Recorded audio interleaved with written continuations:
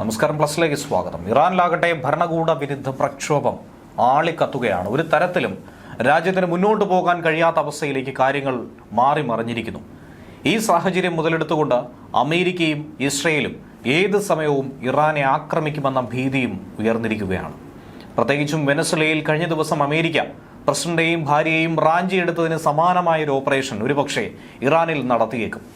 ഇതിന്റെ ഭയം മുന്നിൽ കണ്ട് ഇറാന്റെ പരമോന്നത നേതാവ് ആയത്തുള്ള അലി ഖമനേയി രാജ്യം വിടാനൊരുങ്ങുന്നു എന്ന റിപ്പോർട്ടുകളാണ് ഈ നിമിഷം പുറത്തു വരുന്നത്.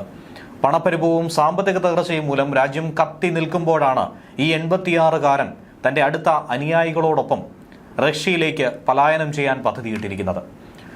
സൈന്യമോ സുരക്ഷാ സേനയോ പിന്മാറുകയോ കൂറുമാറുകയോ ചെയ്തു കഴിഞ്ഞാൽ, ഉത്തരവുകൾ പാലിക്കുന്നതിൽ പരാജയപ്പെട്ടു എന്ന് കണ്ടു കഴിഞ്ഞാൽ, ഖമനേയും സഹായികളും ആ നിമിഷം കുടുംബാംഗങ്ങളടക്കം 20 പേർ തലസ്ഥാന നഗരമായ ടെഹ്റാനിൽ നിന്നും പറന്ന് രക്ഷപ്പെടുമെന്നാണ് മനസ്സിലാക്കാൻ കഴിയുന്നത്. സിറിയയിൽ ബഷർ അൽ അസദിന്റെ പതനത്തിന് സമാനമായൊരു അവസ്ഥ തന്നെയായിരിക്കും ഇനി ഇറാനിലും സംഭവിക്കാനിരിക്കുന്നത്.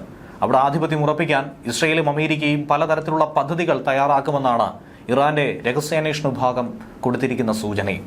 ഖമനേയുടെ മകനും പിൻഗാമിയായി കരുതപ്പെടുന്ന മുസ്തഫയും പലായനം ചെയ്യുന്ന കൂട്ടരുടെ പട്ടികയിൽ ഉൾപ്പെട്ട് കഴിഞ്ഞിരിക്കുന്നു. കടുത്ത ഇസ്ലാമിക് നിലപാടുകൾ ആവർത്തിച്ചുകൊണ്ടായിരുന്നു സ്വന്തം ജനതയെ പട്ടിണിക്കിട്ടും കടുത്ത നിയമങ്ങൾ അടിച്ചേൽപ്പിച്ചും അടിച്ചമർത്തലിലേക്ക് തള്ളിവിട്ടും ഒക്കെ തന്നെ ഇത്രയും നാൾ ഭരിച്ചത്.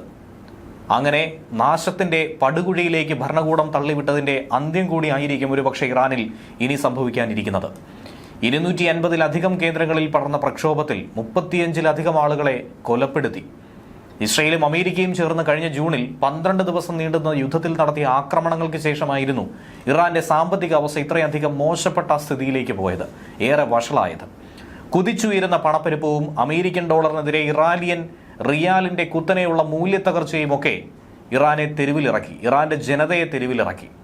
ഭരണകൂടത്തെ ചോദ്യം ചെയ്യാൻ അവർ തയ്യാറായി. ഇതിനു മുൻപ് ഇതുപോലൊരു പ്രക്ഷോഭം കണ്ടത് മഹ്സ അമീനി എന്ന പെൺകുട്ടിയെ ക്രൂരമായി കൊലപ്പെടുത്തിയതിനു പിന്നാലെയായിരുന്നു. എന്നാൽ അന്ന് അടിച്ചമർത്തിയതുപോലെയല്ല ഇത്തവണത്തേത് കടുത്തിരിക്കുന്നു. നിലവിൽ ഇറാന്റെ സമ്പദ് വ്യവസ്ഥയ്ക്ക് ഈ വർഷമോ അടുത്ത വർഷമോ വളർച്ചയ്ക്കുള്ള ഒരു സാധ്യതയും സാമ്പത്തിക വിദഗ്ധർ നോക്കി കാണുന്നില്ല. പണപ്പെരുപ്പം, ഭക്ഷ്യവസ്തുക്കളുടെ വിലക്കയറ്റം, അടിസ്ഥാന വസ്തുക്കളുടെ വിലക്കയറ്റം ഇവയൊക്കെ നിലവിൽ ഇറാൻ നേരിടുന്ന പ്രധാനപ്പെട്ട സാമ്പത്തിക പ്രതിസന്ധികളാണ്. വെനസ്വലയിൽ നിക്കോളാസ് മഡൂറോയെ സൈനിക നടപടിയിലൂടെ അമേരിക്ക പുറത്താക്കിയ നടപടിക്ക് പിന്നാലെ ഇറാന്റെ മേലും ട്രംപ് കണ്ണുവെച്ചു എന്ന് തന്നെയാണ് മനസ്സിലാക്കേണ്ടത്. സമാധാനപരമായി പ്രതിഷേധിക്കുന്ന ജനങ്ങളെ ആരെങ്കിലും അടിച്ചമർത്താൻ ശ്രമിച്ചാൽ, ഇസ്ലാമിക ഭരണകൂടത്തിന്റെ നീക്കം അങ്ങനെയാണെങ്കിൽ അമേരിക്ക കയ്യും കെട്ടി നോക്കിയിരിക്കില്ല എന്നാണ് പ്രസിഡന്റ് ഡൊണാൾഡ് ട്രംപ് ട്രൂത്ത് സോഷ്യലിലൂടെ കടുത്ത മുന്നറിയിപ്പ് നൽകിയത്. അമേരിക്കയും വെടിയുണ്ട എടുക്കുമെന്നാണ് അന്ന് സൂചന നൽകിയത്. അമേരിക്കൻ സൈന്യം ഏത് നിമിഷം വേണമെങ്കിലും പടപ്പുറപ്പാട് നടത്താൻ തയ്യാറാണെന്ന് ട്രംപിന്റെ പ്രസ്താവന പുറത്തു വന്നിരുന്നു.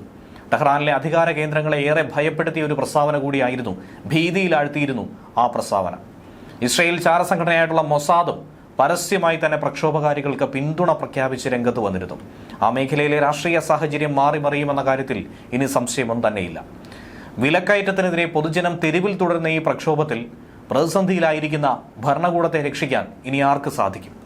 ഇറാന്റെ സമ്പദ് വ്യവസ്ഥ തകർന്നടിഞ്ഞതിന് പിന്നാലെയാണ് രോക്ഷാകുലരായിട്ടുള്ള ജനം തെരുവിലിറങ്ങി പ്രക്ഷോഭം നയിച്ചത്. ഒരാഴ്ചയിലധികമായി തുടരുന്നു. 35-ലധികം ആളുകൾ കൊല്ലപ്പെട്ടു. 1200-ലധികം ആളുകളെ കസ്റ്റഡിയിലെടുത്തു. കൊല്ലപ്പെട്ടതിൽ 29 പ്രതിഷേധക്കാരും 4 കുട്ടികളും ഇറാന്റെ സുരക്ഷാ സേനയിലെ 4 അംഗങ്ങളും 2 അംഗങ്ങളുമാണ് ഉൾപ്പെടുന്നത്. ഇറാനിലെ 31 പ്രവിശ്യകളിൽ 27 എണ്ണത്തിലും 250-ലധികം മേഖലകളിലായിട്ടാണ് ഈ പ്രതിഷേധം കൊണ്ടുപോകുന്നത്. നിലവിലുള്ള പ്രക്ഷോഭം ശക്തിയാർജിക്കുകയും ഇനിയിപ്പോൾ അമേരിക്ക ഇടപെടുകയും ചെയ്തു കഴിഞ്ഞാൽ ഭരണകൂടം കീഴടങ്ങും എന്നതല്ലാതെ മറ്റൊന്നും മുന്നിലില്ല. അപ്പോഴും ഉയരുന്നൊരു ചോദ്യം, ഇവിടെ നിന്നും എവിടേക്ക് രക്ഷപ്പെടും? ടെഹ്റാനിൽ നിന്നും റഷ്യയിലേക്കാണ് രക്ഷപ്പെടാനായി ഉദ്ദേശിച്ചിരിക്കുന്നത്. അപ്പോൾ ഉണ്ടാകുന്ന ഒരു ചോദ്യം, ഇനി എന്തിനാണ് ഇറാൻ നേതാവ് ബഷർ അൽ അസദ് പോയതുപോലെ റഷ്യക്ക് തന്നെ പോകാൻ ആഗ്രഹിക്കുന്നത്? അമേരിക്കയുടെ കണ്ണുവെട്ടിക്കാൻ കഴിയുന്ന ഏറ്റവും സുരക്ഷിതമായ ഒരേ ഒരിടം അത് റഷ്യയാണ്. 2026 നവംബറിലായിരുന്നു സിറിയയുടെ ബഷർ അൽ അസദ് റഷ്യയിലേക്ക് പറന്നുയർന്നത്. ആരും അവിടെ എത്തി പിടിച്ചുകൊണ്ടു പോകില്ല എന്ന മനസമാധാനത്തോടെ ജീവിക്കാൻ അസദിന് റഷ്യയിൽ സാധിക്കും. ബംഗ്ലാദേശിലും സംഭവിച്ചത് നമ്മളെവരും കണ്ടതാണ്. ഷെയ്ഖ് ഹസീന ഇന്ത്യയിലേക്ക് പറന്നു വന്നു. കാരണം ഇവിടെ എത്തി ആരും തന്നെ കൊണ്ടുപോകില്ല എന്നുള്ള ആത്മവിശ്വാസം. സമാനമായി തന്നെയാണ് റഷ്യയിലേക്കും രക്ഷപ്പെടാൻ ഉദ്ദേശിക്കുന്നത്. ഇറാന്റെ കലാപകാരികളെ അമർച്ച ചെയ്യാൻ പറ്റാത്ത രീതിയിൽ കലാപം വളർന്ന് പന്തലിച്ചു കഴിഞ്ഞു. പട്ടാളത്തെ ഇറക്കിക്കഴിഞ്ഞാൽ കാര്യം കൂടുതൽ വഷളാകും. അതുകൊണ്ട് തന്നെ സുരക്ഷിതമായ ഒരിടത്തേക്ക് പോകുന്നതായിരിക്കും നല്ലതെന്നൊരു പക്ഷേ ഖമേനി കരുതി കാണും. അമേരിക്കയ്ക്ക് തന്നെ പിടിച്ചുകൊണ്ടു പോകാൻ കഴിയില്ല എന്ന മനസ്സമാധാനമെങ്കിലും ഖമേനിക്ക് റഷ്യയിലുണ്ടാകും. കാരണം റഷ്യയിൽ അമേരിക്കയുടെ ഡെൽറ്റ ഫോഴ്സ് വന്നാൽ പോലും അവർക്ക് തിരിച്ചു പോകാൻ കഴിയില്ല. സ്വന്തം രാജ്യത്തേക്ക് പറന്നുയരാൻ സ്വന്തം വിമാനം പോലും ഉണ്ടാകില്ല. അത്രയധികം ശക്തമായ കാവൽ തന്നെ ആയിരിക്കും റഷ്യ ഒരുക്കുന്നത്. 4 വർഷം ഉക്രൈൻ എന്ന രാജ്യത്തിന്റെ പിന്നിൽ നിഴലായി നിന്നുകൊണ്ട് 27ഓളം നാറ്റോ രാജ്യങ്ങളും അമേരിക്കയും പല തന്ത്രങ്ങളും കുതന്ത്രങ്ങളും പയറ്റിയിട്ട് പോലും ഇതുവരെയും റഷ്യയെ താഴെ ഇറക്കാൻ കഴിഞ്ഞിട്ടില്ല. മാത്രമല്ല, കരുത്തുറ്റ ആണവശേഷി റഷ്യയുടെ പക്കലുണ്ട്. അമേരിക്ക ഇന്നും ഭയക്കുന്ന ഒരു വിഷയം. ഒരു നിവൃത്തിയുമില്ലെങ്കിൽ, ജയിച്ചില്ലെങ്കിൽ പോലും ശത്രുവിനെ നാമാവശേഷമാക്കാൻ റഷ്യയ്ക്ക് കഴിയും.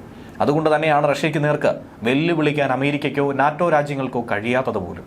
പകരം ഉപരോധത്തിലൂടെ റഷ്യയുമായി ചേർന്ന് നിൽക്കുന്ന ഇന്ത്യ ഉൾപ്പെടെയുള്ള രാജ്യങ്ങളെയും ചതിക്കുക, അങ്ങനെയുള്ള കുതന്ത്രങ്ങൾ ഒരുക്കുക എന്ന ലക്ഷ്യം തന്നെയാണ് അവർക്കുള്ളത്. News desk plus.